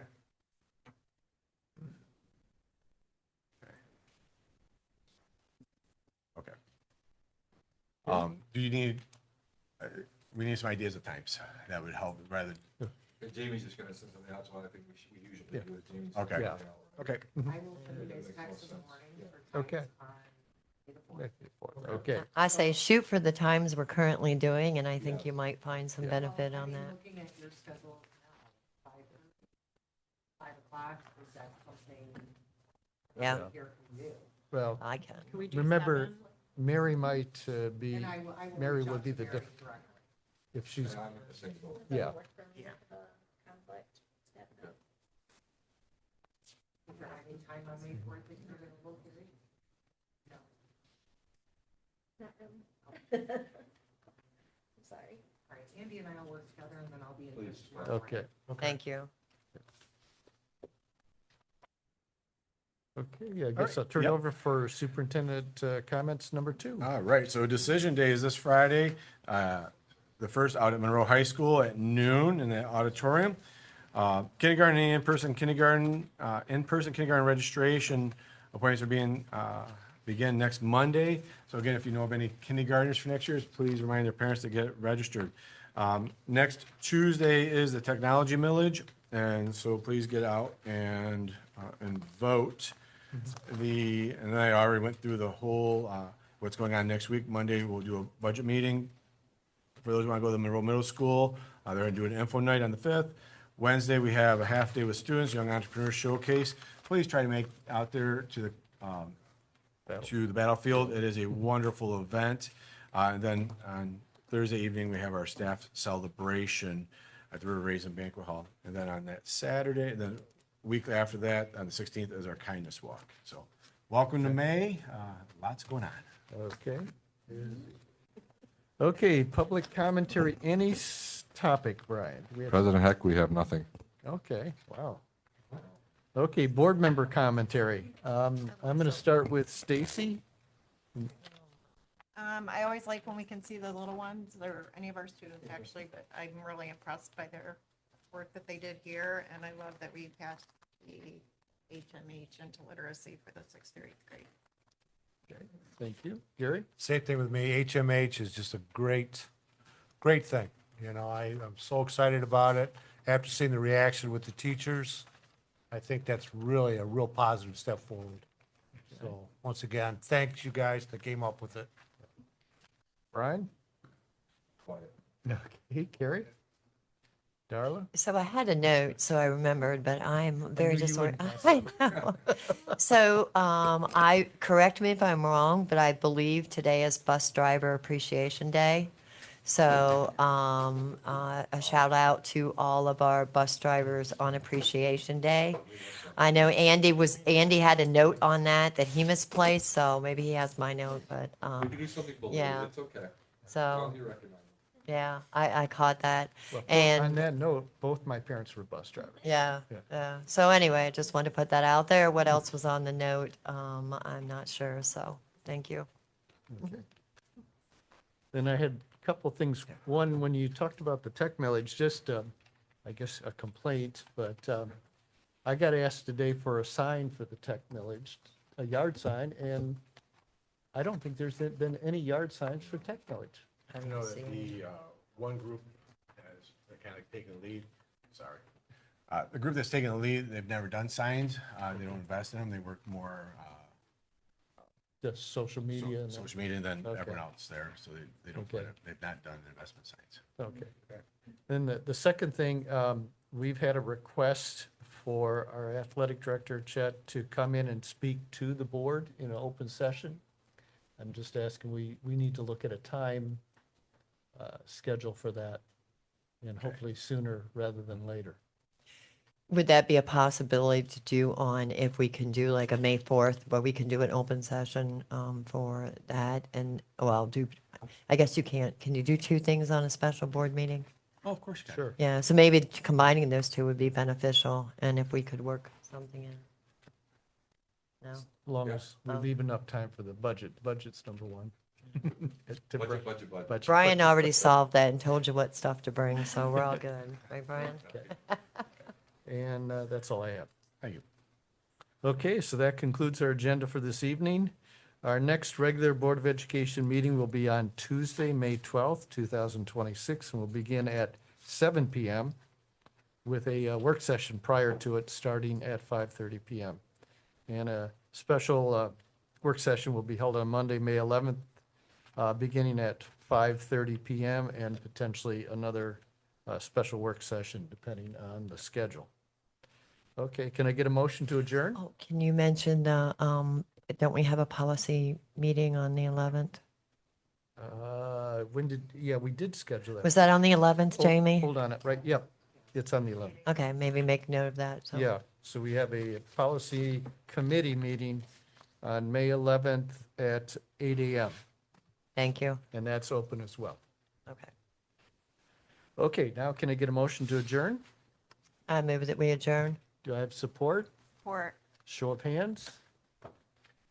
Okay, the Monroe Public Schools Board of Education meeting for Tuesday, April 28th, 2026 is adjourned, and the time is 7:33 PM. Thank you.